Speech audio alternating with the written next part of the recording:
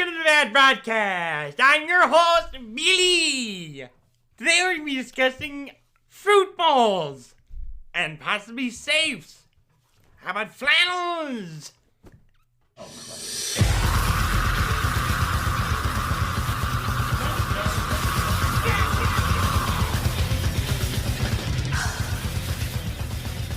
Hell yeah, baby! Fucking toe tags and body bag. Bam! Yeah! You know what I forgot to do again?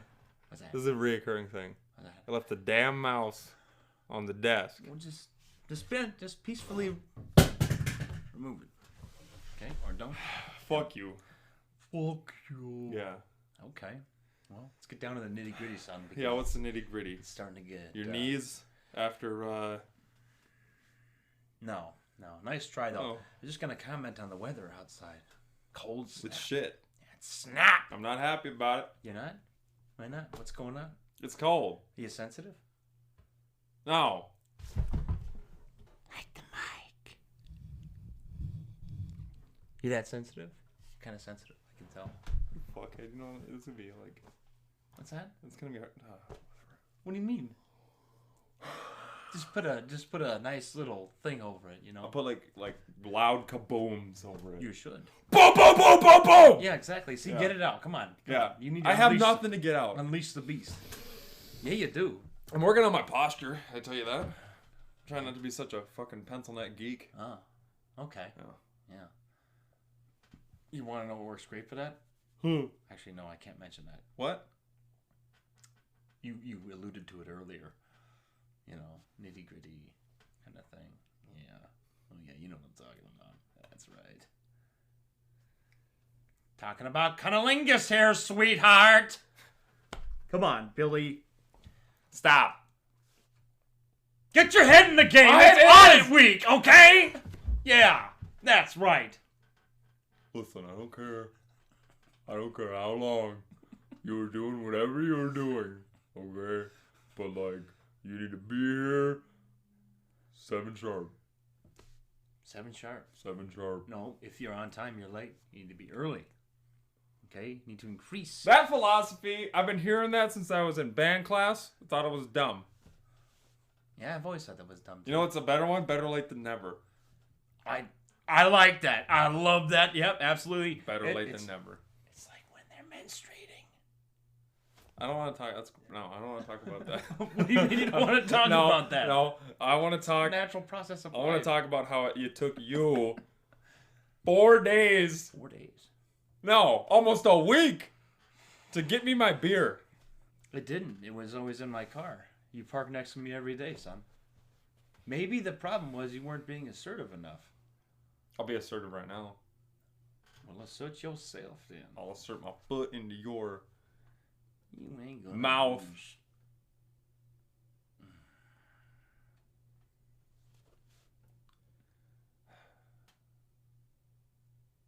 Yeah, start this shit over, Billy. Yeah, I'll start your shit over. You gotta start this shit over. Why? This was good. It's just- This was good. This was good.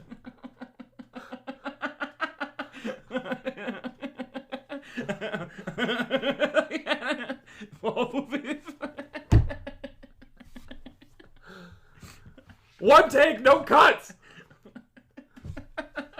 Okay. All right then.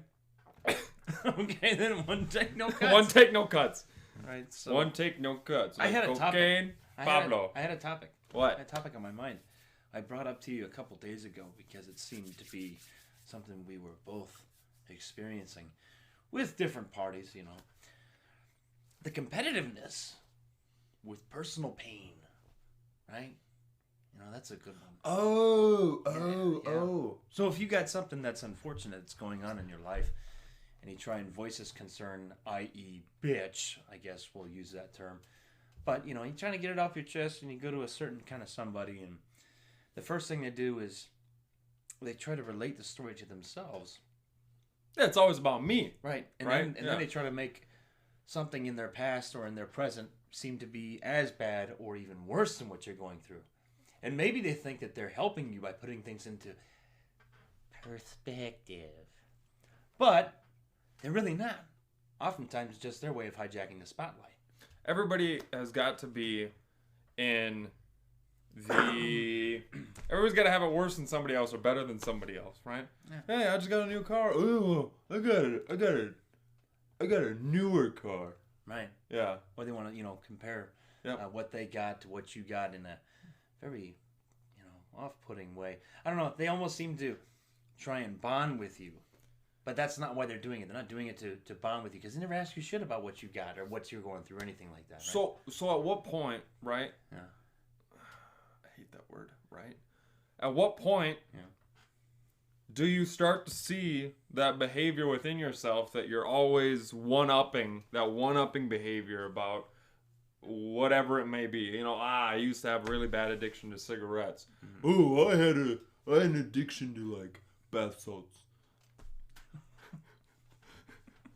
At what point do you recognize that you stop doing that? I still want to meet somebody who's had an addiction to bath salts. If one of you has, feel free to slide into our DMs and Send us a talk about it. video. Yeah, Send us a video of A yourself. video of you high on bath salts. No. They're fantastic, I'm telling you. And then you go and eat someone's fucking face. That's right. That's what happened to that dude in Florida. Yeah, that everything happens in Florida. Yeah. But wait, There's more. there's always more. Oh, God.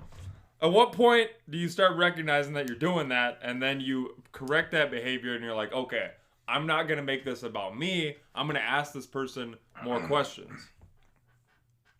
I think that the response that you've had at worst is a cop out in conversation that's become very standardized, normal, right? If I'm gonna say, you come to me and you say, hey, my grandma died. I say, oh, I'm sorry to hear that. Well, okay, well, yeah, everybody's sorry to hear that, whatever. Why not ask something like, oh, are you doing okay? What kind of a person was she? What are some of your memories with her? What's going to be happening next? Something to get their mind off of that other than, I'm sorry to hear that. Mm-hmm. I think that goes hand in hand with, oh, I was addicted to bath salts. Again, if you were. So, to answer your question, you said, when does somebody learn to actually start listening? Start asking questions back and such. That's how they engage the speaker. I'd say that's when they're prepared to acknowledge the fact that they're being egomaniacal in regards to every situation that they're going through. And that's a rarity because it's very hard. It's very hard to confess to yourself that's what you do. Everybody has an ego. Everybody, yeah. Everybody has an ego. Some people have excessively larger egos than most. And for them, it's the hardest to admit. Mm-hmm. When your ego's not that inflated, it's easier to overcome. I don't really know how you could go about that. How to focus in on a very large ego. This is all self-work, right?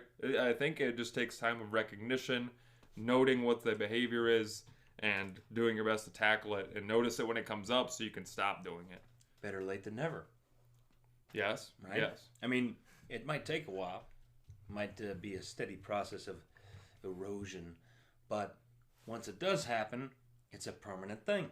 And I think that's really good. And then you learn to respect it more. You know how to control it a lot more. And then you're less likely to lose it because it's not fake. It's been honed over time. But people that try to come into this false narrative about how they've changed, whatever like that, that's not going to help you at all. It's just going to make things worse. No. And on top of that, nobody likes a fucking egotistical person. Nobody likes the one-up or the big shot. No, nobody likes that. So We all talk shit about you. Mm-hmm. it's better to fix that than it is to keep going on with it. I got a big dick! Nobody wants to hear that. You see how stupid I sounded? Yeah? Yeah. Very true. So, if you want some help with that, work on yourself. Work on yourself. Requires a lot of self-care, though. You know, It does. the ego. But you know what's really nice about self-awareness, self-care, you're working on yourself? eventually you get on autopilot. And what I mean by that is, for myself, when I was going through some rough times and some developing stages and trying to become a better person, I did all these things in order to get myself to where I'm at today. Those things that I overcome, I don't need to overcome anymore. I just need to keep in check. So I don't need to actively work on them. Overcomed? I don't need to actively work on them because they've been conquered, but just keeping them in check. And that's where it's not bad to be on autopilot. Like, you eventually get to a point where you don't have to put so much attention into it. But to stay in autopilot and just coast is also not ideal. Keep pursuing to be a better person. I don't know. That's why I'm happy I was born a fucking clown. I never had to work on it. Started from the bottom. You were good. Yeah. You know, that's why if you're in doubt, take the low road. Be the fucking loser. Be the person who did wrong. Even if you didn't, if there's doubt, just admit that, hey, I was in the wrong. And start doing it early. Because then once you reach adulthood, it becomes viewed as different. You know, when you're a kid, it's harder because people always think that you're, you know, whatever. They might think that he's retarded or whatever. But that's just something you're going to have to go through because, as I was saying, once you reach adulthood, that's viewed as maturity.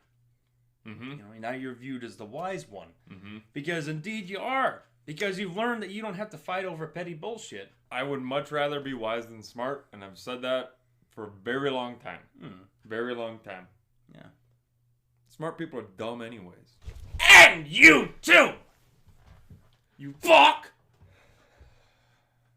Had to get that out, man. Thanks. Get that on the chest there. Well, you and I will continuously do our thing about being... You and I will constantly be doing our thing to become better people. What the fuck was that? And we hope you do the same. We'll see you next week!